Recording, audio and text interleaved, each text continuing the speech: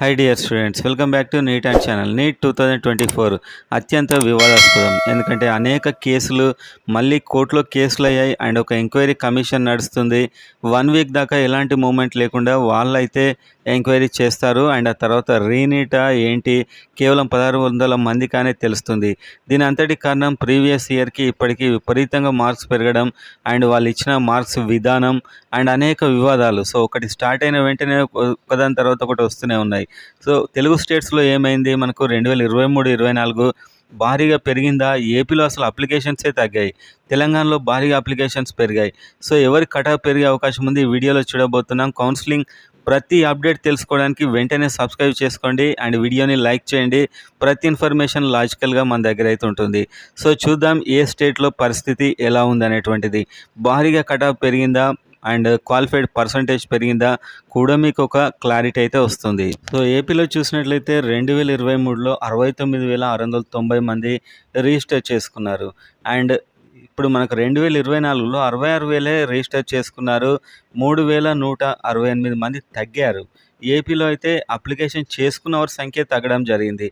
So ఇంత డిమాండ్లో ఏపీలో తగ్గారు and అదేవిధంగా ఎగ్జామ్కి అపియర్ అయిన వాళ్ళు 68,578 అండ్ 2024లో 68,931 అండ్ 3,647 మంది తగ్గారు. సో చాలా అనూహ్యంగా ఏపీలో అయితే అప్లై చేసుకున్నవారు ఎగ్జామ్కు అపియర్ అయిన వాళ్ళు కూడా తగ్గారు. కాకపోతే ఇక్కడ చూడండి, క్వాలిఫైడ్ 42,836 అండ్ 2024లో 43,858 అంటే 1,022 మంది పెరిగారు. అంటే 2% క్వాలిఫికేషన్ అయిన వారి సంఖ్య పెరిగింది. వేరే స్టేట్స్లో ఇది 15 to 20% ఉంది. అంత పర్సెంట్ అయితే అక్కడ పెరిగారు, ఎందుకంటే అంతకుముందు వాళ్ళ అంతలా క్వాలిఫై అయ్యేవారు కాదు. అండ్ ఇప్పుడు మీరు చూసినట్లయితే స్టూడెంట్స్ సంఖ్య తగ్గినా కూడా క్వాలిఫై అయిన వారి సంఖ్య పెరిగింది. అండ్ 2023లో మొత్తం అటెండ్ అయిన వాళ్ళలో 62% మంది క్వాలిఫై అయితే ఈసారి 68% మంది క్వాలిఫై అయ్యారు. అంటే 6% క్వాలిఫికేషన్ అయిన వారి సంఖ్య కూడా పెరిగింది. సో దీన్ని బట్టి మీకు ఏమవుతుంది, అర్థమవుతుంది, స్టూడెంట్స్ తగ్గినా కూడా కాంపిటీషన్ లెవెల్ అయితే చాలా పెరగబోతుంది. చాలా ఎక్కువ కాంపిటీషన్ లెవెల్ అయితే పెరగబోతుంది. ఎంత ఎక్కువ అనేది స్టేట్ మెరిట్ లిస్ట్ వచ్చాక మనం ఎగ్జాక్ట్గా చెప్పొచ్చు. సో మొత్తానికైతే అప్లై చేసుకున్న వారి సంఖ్య తగ్గింది, క్వాలిఫికేషన్ జస్ట్ 2% ఎక్కువ అయ్యారు. కాకపోతే ఎక్కువైన వాళ్ళలో క్వాలిఫికేషన్ అయినటువంటి నెంబర్స్ పెరిగాయి, ఉన్న వాళ్ళలో ఎక్కువ మార్క్స్ వచ్చాయి. అంటే దాదాపు మరీ అంత మనకు స్టేట్ లెవెల్లో చూసిన ర్యాంకులంతా తేడా ఉండకపోవచ్చు, కానీ ఎక్కువగానే ఉంటుంది కట్ ఆఫ్ అయితే. సో మీకైతే స్టూడెంట్స్ నెంబర్ తగ్గడమే ఆశ్చర్యం, కాకపోతే క్వాలిఫై అయిన వారు అండ్ అయినటువంటి పర్సంటేజ్ అయితే విపరీతంగా పెరగడం అయితే జరిగింది ఇక్కడ. అండ్ తెలంగాణ చూసినట్లయితే తెలంగాణలో 2023లో 73,883 మంది రిజిస్టర్ చేసుకున్నారు. 2024లో 79,813 అంటే 5,930 మంది పెరిగారు. ఎందుకంటే ఇక్కడ కాస్త కట్ ఆఫ్ తక్కువ ఉంటుందని పెరగడం, అందరూ ఇటువైపు టర్న్ అవుతున్నట్టున్నారు బైపీసీ. అండ్ అదేవిధంగా ఏపీలో అయితే తగ్గింది ఈ రిజిస్ట్రేషన్. అండ్ అపియర్డ్ ఇక్కడ 72,842 2023లో అండ్ ఇక్కడ 77,849 అంటే 5,007 మంది ఎక్కువగా అపియర్ అయ్యారు.